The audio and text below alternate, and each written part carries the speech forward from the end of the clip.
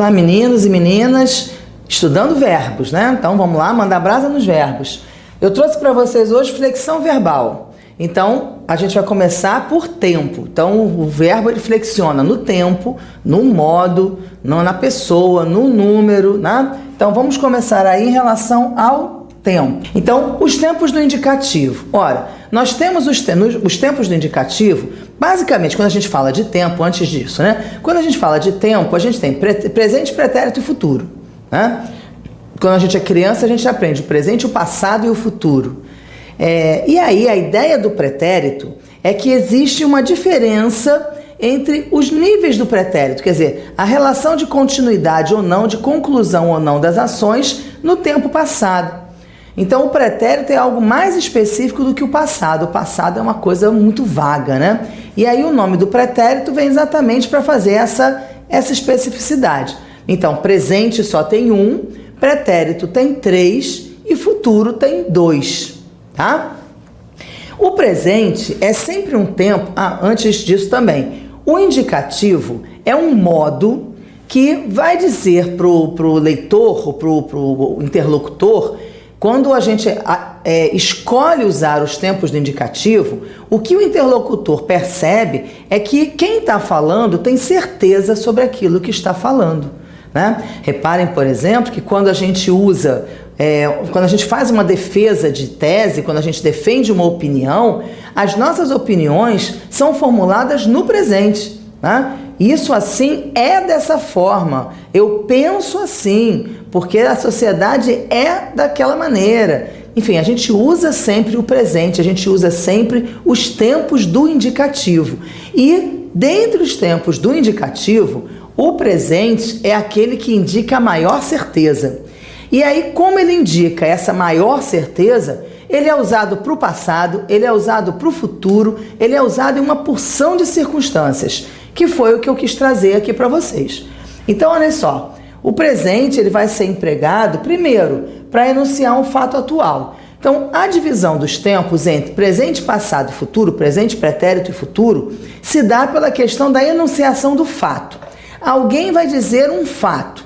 Se ele acontece no momento atual, é presente. Se ele já aconteceu, é pretérito. Se ele ainda vai acontecer, é futuro.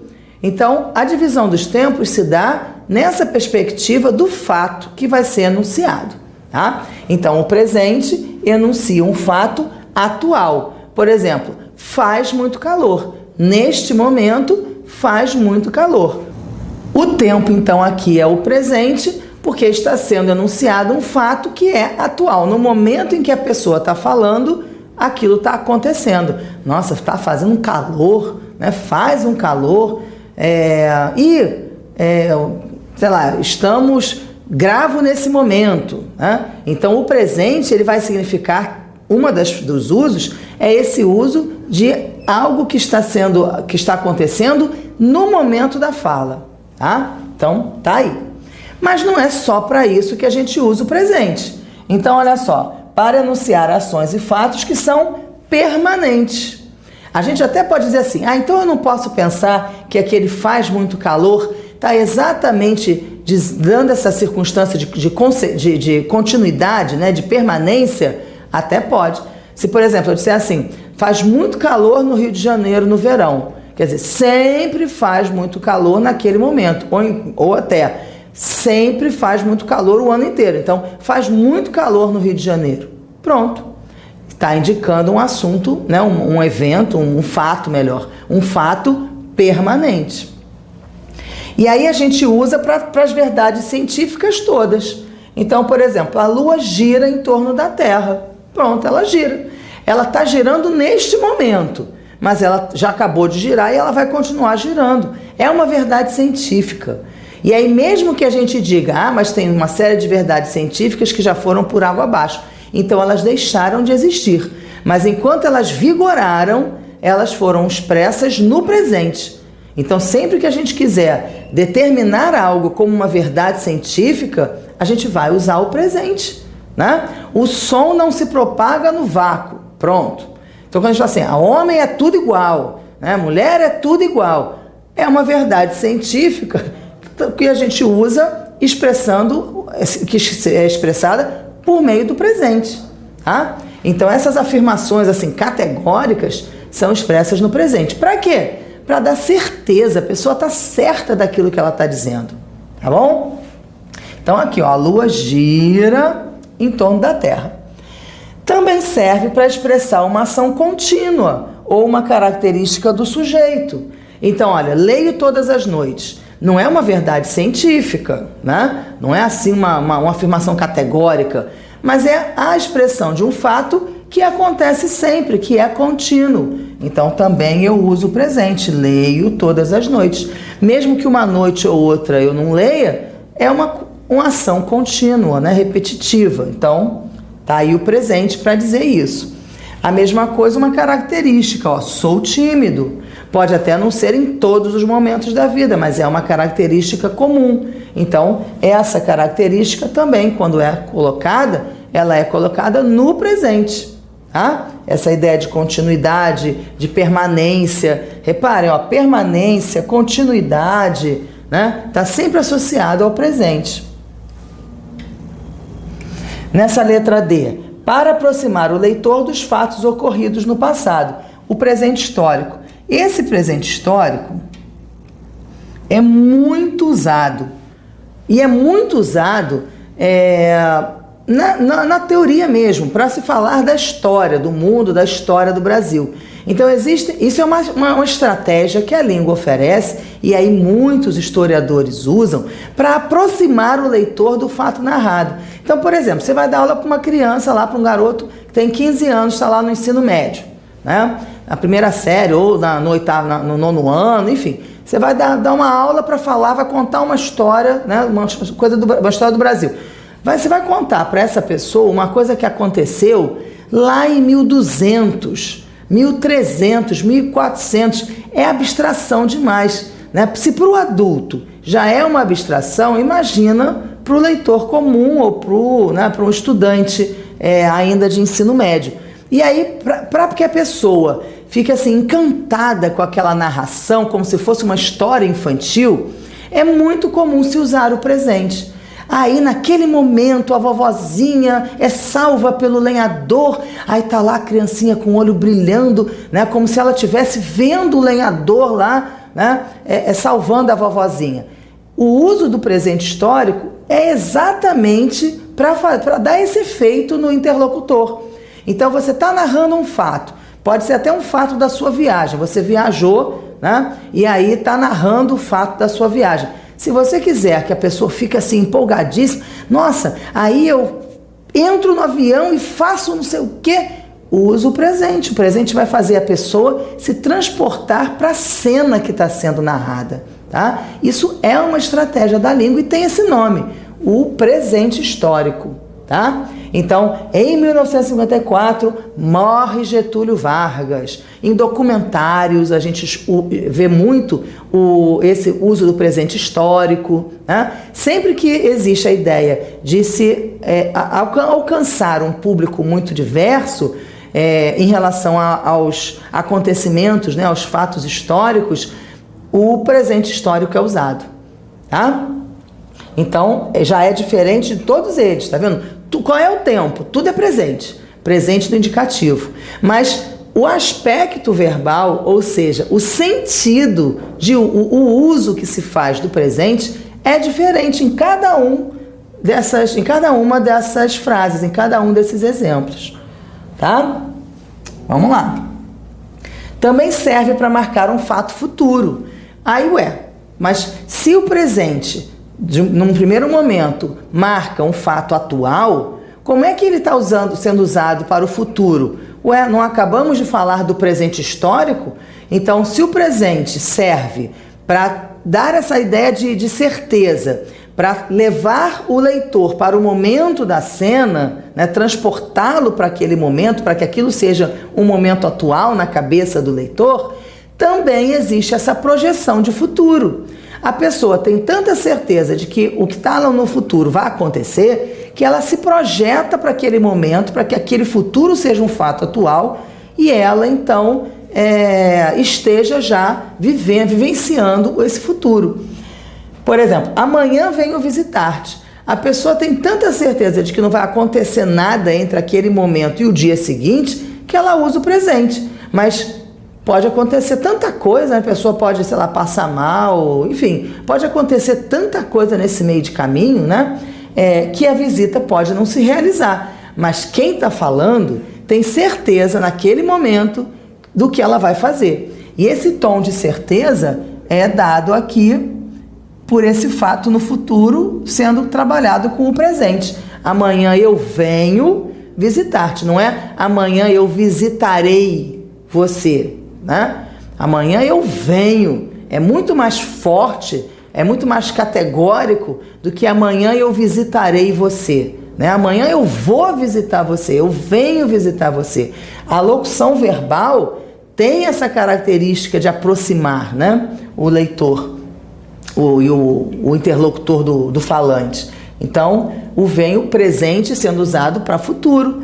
Outro dia eu falo com ele. Não, tudo bem, não se preocupa não. Outro dia eu falo com ele sobre isso. Então, eu falo. Não é outro dia eu falarei com ele sobre isso. Outro dia eu falo. Então, a pessoa tem tanta certeza que vai falar que ela usa o presente. Pronto. Vai conferir certeza a afirmação. Então, o presente, ele vai ser usado para marcar o fato atual, ele pode ser usado para narrar um fato no passado, ele pode ser usado para para fazer uma projeção de futuro. Olha quanta coisa a gente tem dentro do presente. E por que o presente? De novo, por causa da afirmação categórica que o presente traz, por causa do tom de certeza que é característico do uso do presente, tá? Agora, serve também para suavizar o imperativo. O imperativo é aquele modo que dá a ordem, né? Você precisa fazer tal coisa. Então, faça isso, lave aquilo, pegue aquilo outro, arrume aquilo outro. E às vezes você está numa posição até mesmo de comando, mas você não quer ser autoritário, né? Não quer ser assim ríspido. E aí você usa o presente para suavizar. Por exemplo, amanhã você resolve isso para mim? Você arruma isso para mim daqui a pouco? Arruma o seu armário, né? Você pode fazer isso? Ao invés de dizer, arrume o seu armário, né? E aí você modaliza, você, né, suaviza usando o futuro, o presente, para dar essa ideia de uma coisa que precisa ser feita. Amanhã você resolve isso para mim? Ao invés de fazer, resolva isto amanhã, né? Então, até para isso serve o presente. Agora, os pretéritos. Os pretéritos são fatos no passado. Então, a diferença entre eles se dá pela questão da ação concluída ou da ação que não foi concluída. Então, se o pretérito é imperfeito, esse in significa negação, então é um pretérito que não é perfeito. Ou seja, é uma ação que era habitual no passado, né? Não é uma ação que começou e terminou no passado. Era uma ação contínua, uma ação que se repetia no passado. Tá lá, é uma ação habitual. Tá vendo aqui, ó? Habitual. Então, quando era pequena, andava de bicicleta. Ou seja, era um hábito andar de bicicleta. Fazia isso sempre. Então, a ação não está concluída. Quando você fala eu andava, não é eu andei, ponto, uma vez só. Não, eu andava. A ação não está concluída. Tá? Por isso o imperfeito. No pretérito perfeito, a ação está concluída. Não existe a ideia da ação repetida, da ação habitual. Então, ó, quando era pequena, caí de bicicleta. Caí uma vez, pronto, não esqueci nunca mais, né? Caí, pronto, ação terminada, ação concluída. Se eu quisesse dizer que toda hora eu caía da bicicleta, que era uma ação habitual, eu tinha que usar o imperfeito. Então, quando eu era pequena, eu caía muito de bicicleta. Tudo bem. Agora, quando eu era pequena, eu caí, é uma vez só, né? E a gente tem o pretérito mais que perfeito, que vai indicar uma ação ocorrida antes de outra ação, ó, antes. Então, existem duas ações concluídas no passado. Uma foi concluída antes da outra. Então, uma é mais do que concluída, né? Uma é mais do que perfeita. Então, olha, quando cheguei, pretérito perfeito, ação concluída. Não é quando eu chegava, eu sempre chegava. Quando eu cheguei, naquele momento, um momento específico. Maria já saíra de casa. Então, os dois tempos estão no pretérito. Os dois tempos demonstram uma ação concluída. Só que primeiro Maria saiu, depois eu cheguei. Então, entre as duas, uma é anterior. A anterior é o pretérito mais que perfeito, que é o saíra. Tá? Os tempos do futuro, a gente tem do presente e do pretérito. Então, por que essa distinção entre presente e pretérito? Quando a gente tem o futuro do presente, a gente tem a indicação de fatos prováveis. Lembrem que a gente acabou de dizer que o presente é o tempo que mais demonstra certeza? Então, se eu tenho dois futuros, um do presente e um do pretérito, qual é aquele futuro que mais vai demonstrar a certeza, o fato provável, aquilo que possivelmente vai acontecer? O futuro do presente, né? Então, as provas começarão no mês que vem. A pessoa tem certeza que vai começar no mês que vem. Então, o fato é futuro, mas o tom de certeza vai ser dado no futuro do presente. Tá? Será que dessa vez ele fica mesmo? Aí eu estou mostrando incerteza, mas é uma incerteza em relação à pergunta que está sendo feita. Será que ele vai ficar? Eu acho que ele fica. Não, eu acho que eu não fico. Aí inicia o debate, né? Então o tom de certeza também, de dúvida, também aparece aqui, sendo usado o futuro do presente. Deixa eu trazer ele aqui para cá. O futuro do pretérito, ele vai indicar fatos que não vão se realizar. Então, quando a gente tem o futuro do presente, a gente mesmo tendo a incerteza, é possível que se realize. Existe uma probabilidade de realização. Quando a gente usa o futuro do pretérito, não. No futuro do pretérito, os fatos não se realizaram e provavelmente não se realizarão. Né? A gente vai dizer que são afirmações condicionadas também. Se uma coisa acontecer, a outra pode acontecer. Se ela não acontecer, não vai acontecer não. Então essa é a ideia das afirmações condicionadas. Então, João ficaria orgulhoso se me visse agora. Como ele não está me vendo, ele não vai ficar orgulhoso. Então, o ficaria, o futuro do pretérito, muitas vezes se associa ao pretérito do subjuntivo, tá? Justamente para fazer a ideia da condição que aparece. Então, João ficaria orgulhoso, né, se me visse agora, mas ele não está me vendo, então a ação não vai se realizar. Se eu tivesse dinheiro, né, eu viajaria o mundo todo, mas você não tem, então você não vai viajar. Mas existe a ideia da condição, vai que ganha na loteria, pronto, né? Viaja o mundo inteiro. Os tempos do subjuntivo são mais vagos, né? Porque o subjuntivo não traz a ideia de certeza que o indicativo traz. Então, como o indicativo traz essa ideia de certeza, então ele tem assim a certeza máxima com o presente, as certezas das coisas, dos fatos ocorridos no pretérito e a certeza dos fatos que acontecerão no futuro, né? No subjuntivo, nós não temos as especificidades que temos no indicativo. Os tempos são mais vagos porque a ideia de incerteza, de dúvida, de hipótese vão estar no subjuntivo. Uma coisa que é importante é isso daqui, eu coloquei até destacado do Celso Cunha, né? Para não ficar me apropriando de uma fala que não é minha, né? Então a fala é dele e ele está muito claro, né? Então eu trouxe aqui para vocês entre aspas. Os tempos do subjuntivo enunciam a ação do verbo como uma coisa eventual. Quer dizer, é uma coisa incerta, né? Uma coisa eventual, incerta ou irreal. Independência estreita com a vontade, a imaginação ou o sentimento daqueles que as empregam. Então, sempre a gente vai ter o subjuntivo vinculado a uma outra oração. Todas as orações com verbos no subjuntivo são orações subordinadas.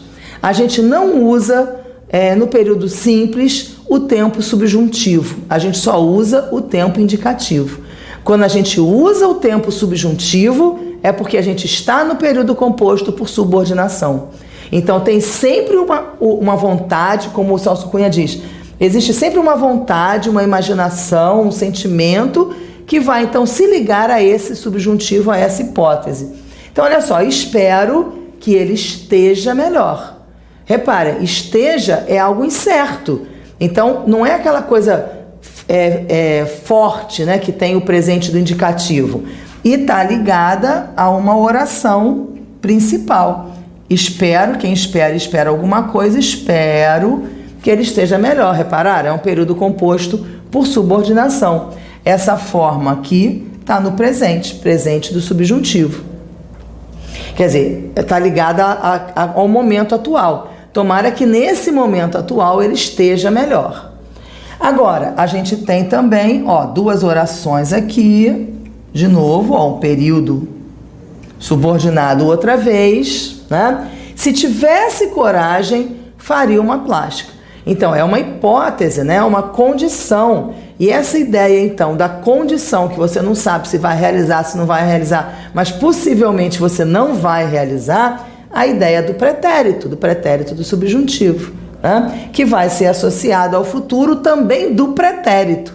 Então, pretérito com pretérito, tá? Pretérito do subjuntivo com futuro do pretérito, do indicativo. E aqui, quando tiver dinheiro, ó, outro verbo com outra oração. E aqui, outra oração principal. Quando tiver dinheiro, farei uma viagem. Então, o pretérito do subjuntivo com o futuro do pretérito e o futuro do subjuntivo com o futuro do presente. Aí a ideia é de futuro, tá? Então, se tivesse na hipótese, leva para o pretérito. E a possibilidade de realização leva para o futuro, no quando.